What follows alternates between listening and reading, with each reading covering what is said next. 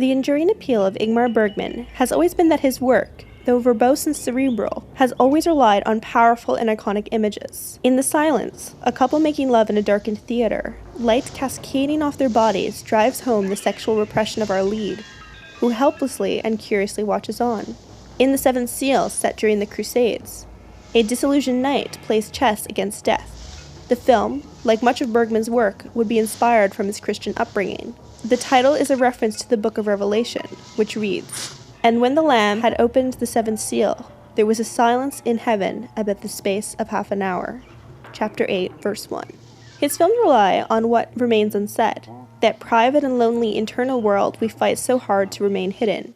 I am conscious about myself and everything, and then suddenly, or slowly, my conscious fades out, switches off, and it is a not existing. And that is a marvelous feeling, that from existing I'm a not existing.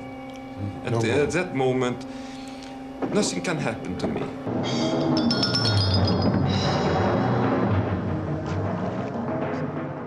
His films explore sex, religion, and death in depth, and often with an overbearing sadness. In Cries and Whispers, the world is painted red.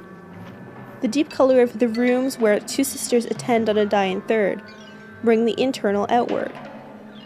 The restlessness of this color does far more than to evoke the inner workings of the human body, but also evoke the great passion of living, and ultimately the void that is left through death. The femininity of Cries and Whispers is similarly reflected in many of his other films. His greatest icons were actresses who brought to life his pained words and subtle inflections of the soul. Harriet Anderson, in Through a Glass Darkly, is trying to recover from a nervous breakdown and return to having a normal, mundane life among her husband and family.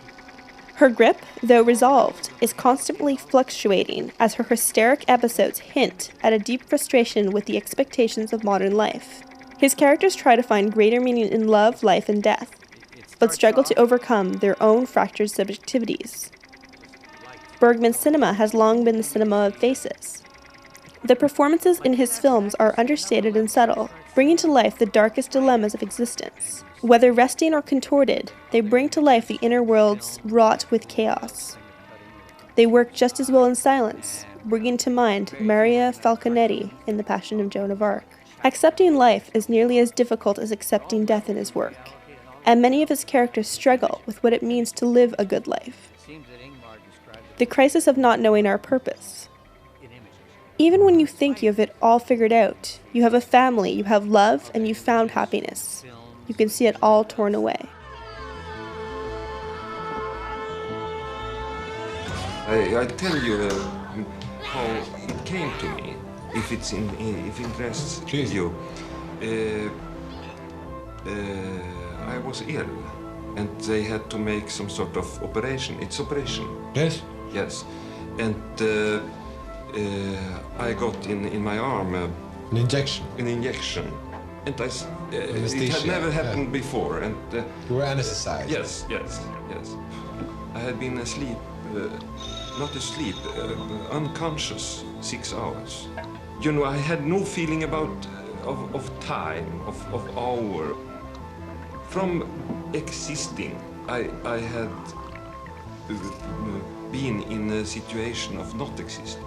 And that makes me very happy. That life is, I am conscious about myself and everything, and then suddenly, or slowly, my conscious fades out, switches off, and it is a not existing. And that is a marvelous feeling, that from existing I'm a not existing. And at that moment, nothing can happen to me. I think it would be terrible if somebody came after this marvelous not existing and wake me up and said, your eternal soul, Mr. Bergman, or something like that. You have to go here and there, and you are guilty for that and not guilty for that. And I think it's just crazy.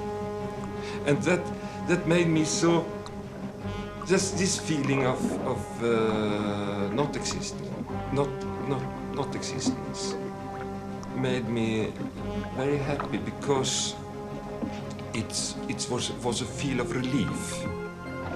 Because this feeling of a God, this föreställning om en Gud. This idea about a God. Yes, this idea about a God was very unhealthy because it was a feeling of something that is perfect, that is extremely perfect, that is the most extreme perfect that exists. And in comparison Yes. to that, I always must feel like a snake, like a dirty snake. And for a human being to feel like a dirty snake is not good. You know, Faulkner once said, "The stories you tell you never write."